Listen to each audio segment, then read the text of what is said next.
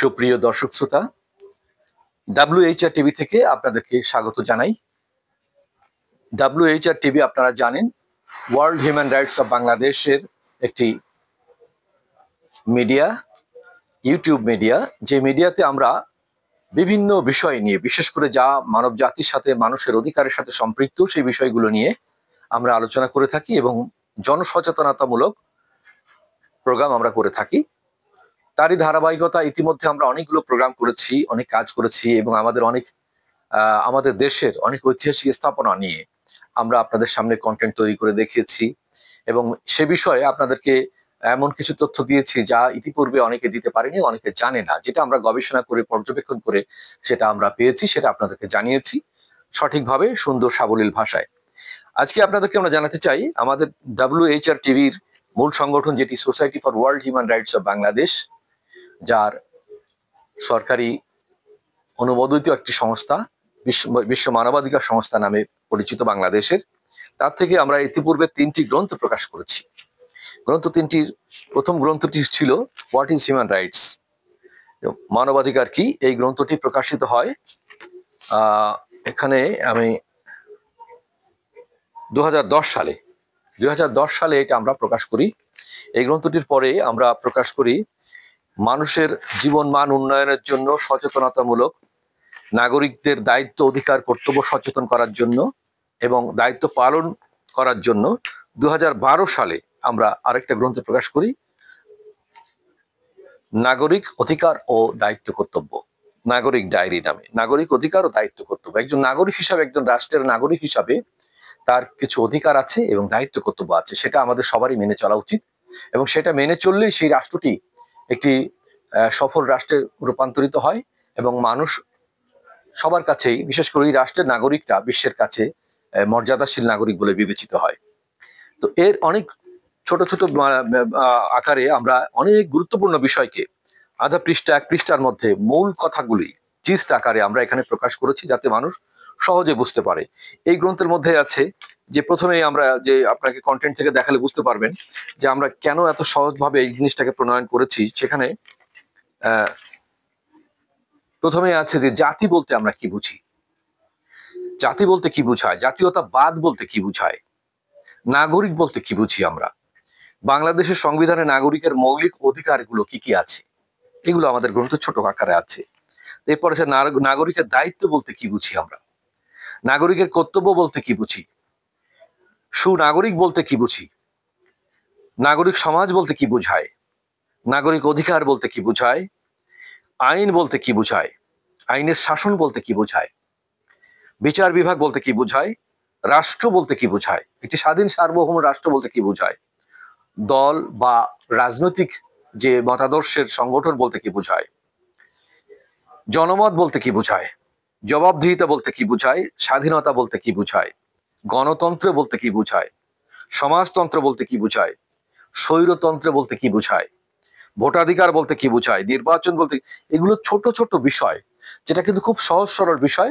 সাধারণ মানুষের মধ্যে এই বিষয়ের পরে ভাষা ধারণা রয়েছে এবং কংক্রিট ধারণা বা যেটা জিস্ট ধারণা থাকা দরকার, সেটি কিন্তু খুব কম লোকের মধ্যে আমরা সাক্ষাৎকার নিতে গিয়ে দেখেছি যে খুব এলোমেলো লোকে কথা বলেন, সে বিষয়ের পরে তাদের ধারণা খুব কম, বা সে মনে করে একটা সিল দেওয়াটাই ভোট। কিন্তু সিল দেওয়াটা ভোট না, ভোটের আগে বুঝতে হবে আমি আমার অধিকারটা, আমি একজন নাগরিক, এই রাষ্ট্রের মালিক, আমি আমার অধিকারটা এমন একজন লোকের হাতে তুলে দিচ্ছি যিনি আমার পক্ষে কথা বলবেন, রাষ্ট্রের কল্যাণের পক্ষে কথা বলবেন, মানবতার পক্ষে কথা বলবেন, এই রাষ্ট্রের উন্নয়নের জন্য কাজ করবেন। সমস্ত দল মত সবকিছুর ঊর্ধ্বে থেকে, লোভ বা রাগ অনুরাগ বিরাগের ঊর্ধ্বে থেকে তিনি এই রাষ্ট্রের কল্যাণে কাজ করবেন, এইরকম একজন ব্যক্তিকে আমি আমার হাতটা আমি তার হাতের সাথে মিলাচ্ছি, আমার হাতটা তার হাতে আমি তুলে দিচ্ছি, আমার অধিকারটা তার হাতে তুলে দিচ্ছি, আমার সবকিছু আমি তার কাছে সমর্পণ করছি। এটার নামই হচ্ছে ভোট। শুধু সিল মারা মানে ভোট না। আমরা খেটে খাওয়া মানুষ শ্রেণীর লোকদের কাছে, সবার কাছে জিজ্ঞেস করি, বিভিন্ন শ্রেণী পেশার মানুষ, চাকরিজীবী, শিক্ষিত, অশিক্ষিত, অর্ধশিক্ষিত, সবাইকে জিজ্ঞেস করি, ভাই ভোট বলতে কি বোঝেন? ভাই ভোট বলতে তো লাইনে দাঁড়ায়, ওই যে ভোটের দিন বোঝেন না, একটা মার্কায় যে সিল মারি, ভাই এটাই ভোট। এই বিষয়গুলো আমরা এখানে বুঝিয়েছি ছোট ছোট আকারে, যে আসলে এটা আপনারা যা বুঝেছেন, এই গতানুগতিক প্রথা, আসলে এর পেছনে অনেক কারণ আছে, অনেক বিষয় আছে যেটি আপনাদেরকে জানতে হবে, বুঝতে হবে। এবং এইভাবে আমরা এখানে সংসদীয় সরকার ব্যবস্থা কি, স্থানীয় সরকার ব্যবস্থা কি, তারপর সালিসি ব্যবস্থা কি, তারপরে আমাদের দেশের যে অন্যান্য যে বিষয়গুলো, ট্রেড ইউনিয়নটা কি, আমাদের অপারেশন, আমাদের বিভিন্ন রকমের অপারেশন হয়ে থাকে, এই অপারেশনগুলো কেন হয়, রাষ্ট্রীয় প্রয়োজনে সেই অপারেশনগুলো কেন হয়। তারপরে আমাদের এখানে আরো বেশ কিছু মূল্যবান, যেমন সরকার, আমরা বলি সরকার, সরকার বলতে কি বুঝাই আমরা? অধিকাংশ লোকেরা বললে বলে যে ও ভাই, যারা ক্ষমতায় আসে ভোট পাইলে তারাই হলো সরকার। আসলে কি তাই সরকার? একটা সরকারের মধ্যে যারা থাকেন সেখানে অনেকগুলো অঙ্গ তার প্রত্যঙ্গ থাকে। একটা মানুষের শরীরে যেমন অনেক অঙ্গ প্রত্যঙ্গ, সেই অঙ্গ প্রত্যঙ্গের মতো একটা সরকার ব্যবস্থা থাকে। সেই ব্যবস্থার মধ্যে মানুষ প্রত্যক্ষ পরোক্ষ ভাবে কিন্তু আমরা সবাই জড়িত। আমি যখন একজন নাগরিক বলে, একটা রাষ্ট্রের নাগরিক বলে, বাংলাদেশের নাগরিক বলে নিজেকে দাবি করি, তখন যে সরকার ক্ষমতায় থাকে সেই সরকারের রাষ্ট্রীয় কাজ সম্পাদনের জন্য সহযোগিতা করা আমার দায়িত্ব কর্তব্য। এবং সরকারেরও দায়িত্ব কর্তব্য আছে আমার অধিকার রক্ষা করা, আমার নিরাপত্তা রক্ষা করা, আমার সুযোগ সুবিধা বিধান করা। সেইগুলো আমরা কয়জনে বলি বলেন, কয়জনে জানি? অধিকাংশ লোকে এই বিষয়ে জানি না। এটা এক কথায় এড়িয়ে যেতে চায়, বা ভাষা ভাষা জ্ঞান আছে। যার জন্য আমাদের এই নাগরিক ডায়েরিটা করেছি, অত্যন্ত মূল্যবান একটু সহায়ক গ্রন্থ। প্রত্যেকটি নাগরিকের জন্য এটি দরকার। শিক্ষিত, অর্ধশিক্ষিত, অশিক্ষিত, উচ্চ শিক্ষিত যতই হোক না কেন, এই জ্ঞানগুলো না থাকলে সেই রাষ্ট্রের, সমাজের জন্য একজন যথাযথ নাগরিক হিসাবে সে মর্যাদা পাবে না, বা নিজের দায়িত্ব পালন করতে পারবে না, রাষ্ট্রের পক্ষে সে কোনো কাজ করতে পারবে না। সেই বিষয়গুলো আমরা এখানে সহজ সরল, ভেঙে ভেঙে সাবলীল ভাষায় সুন্দর করে আমরা উপস্থাপন করেছি, যাতে মানুষ সহজে বুঝতে পারে। এবং এই বইটি যখন ছেপেছিলাম আমরা 2012 সালে, তখন বইটির এখানে প্রায় 500 পৃষ্ঠার একটা বই, মাত্র 350 টাকা, 300 টাকা দাম ছিল তখন। এখনো কিন্তু সেই 300 টাকা বিক্রি করছে। অথচ এই বইটি এখন বাজার মূল্যে, যে কাগজের মূল্য, এখন ছাপতে গেলে এই বইটির মূল্য পড়ে যাবে 300 টাকার উপরে, প্রায় 400 টাকার মতো মূল্য পড়ে যাবে। আমরা কিন্তু বিনা লাভে, ঠিক না, আমরা শুধুমাত্র এর প্রোডাক্টিং কস্ট, এটা তৈরি করার যে খরচটা, সেটা দেখেছিলাম, যাতে মানুষ এটা পড়ে জানুক। আমরা বই বিক্রি করে লাভের উদ্দেশ্যে কিন্তু বইগুলো ছাপি না, ছাপি নিয়ে যাব। এই বইয়ের অর্ধেকের বেশি বই আমরা বিনামূল্যে বিতরণ করেছি বিভিন্ন লাইব্রেরিতে, বিভিন্ন সংস্থায়, বিভিন্ন শিক্ষা প্রতিষ্ঠানে। তার কারণ মানুষ যেন সচেতন হয়, জনগণ যেন সচেতন হয়। এর অর্ধেকের বেশি বই আমরা বিনামূল্যে প্রদান করেছি। যখনই বলেছি আমরা লাইব্রেরি থেকে আসছি, আমরা তাদেরকে বিনামূল্যে দিয়েছি, ভাই আপনারা পড়ুন, আপনারা জানুন। তো এই উদ্দেশ্য ছিল মহৎ, যে মানুষ যেন, এই দেশের নাগরিক যেন উন্নত জীবন যাপনের জন্য যা কিছু সচেতন হওয়ার দরকার, যা কিছু করা প্রয়োজন, সেগুলো যেন তারা করে, এটার জন্য।